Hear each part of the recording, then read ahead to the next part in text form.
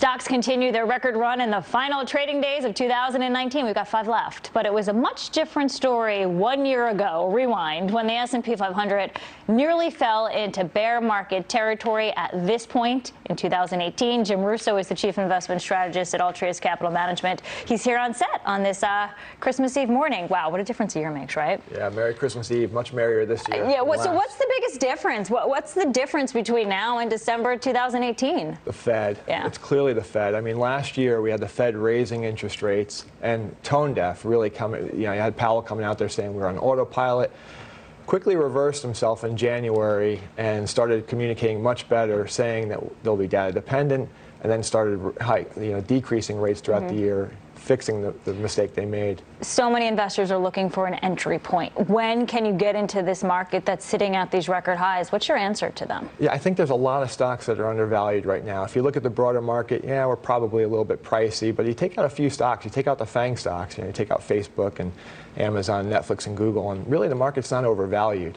And so that's the change that we have. There's so much this proliferation going on of passive investing and index investing, which is the big getting bigger and big money pushing in. If you take out those few stocks, though, the market's really not overvalued. It can certainly go higher from here. Would you buy FANG in 2020? I mean, you look at Google, they had 39 straight quarters where revenue growth topped 20%. I mean, can they keep doing this with this regulatory oversight? I don't think so. I think you got to avoid those stocks. And I don't know when. Certainly growth has outperformed now for really a decade.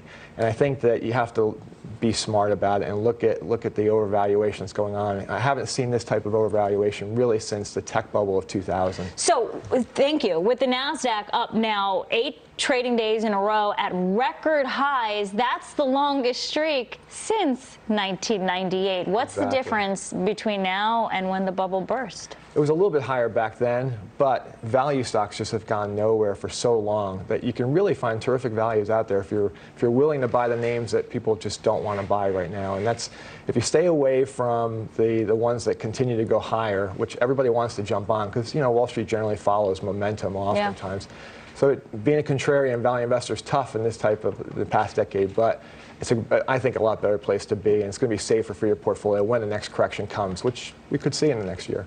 Speaking of, Vanguard says there is a 50% chance of a correction in 2020. I mean, okay, 50%, it's like, that's not really saying much with those odds, but it's just that things feel very toppy, right? And you have 2 big things happening in 2020, which could be opportunities, but also challenges. You have the election, and I'm going to put the Olympics in there because the Olympics is an opportunity for ad dollars, for media, etc. Yeah, and the trade war too. So you throw all these things in there. We certainly could have a 10% correction at any time, and we had a lot of corrections this year. We had 3 really significant pullbacks, and that's why you do want to stay invested. Although it's difficult to do when you go through those corrections. So this year, I think going forward, we certainly could have the market correct, but you got to hang in there and collect your dividends while you wait. Jim Russo, thank you very much. We do pleasure. appreciate Merry it. Christmas. Tracy, over to you. Merry Christmas.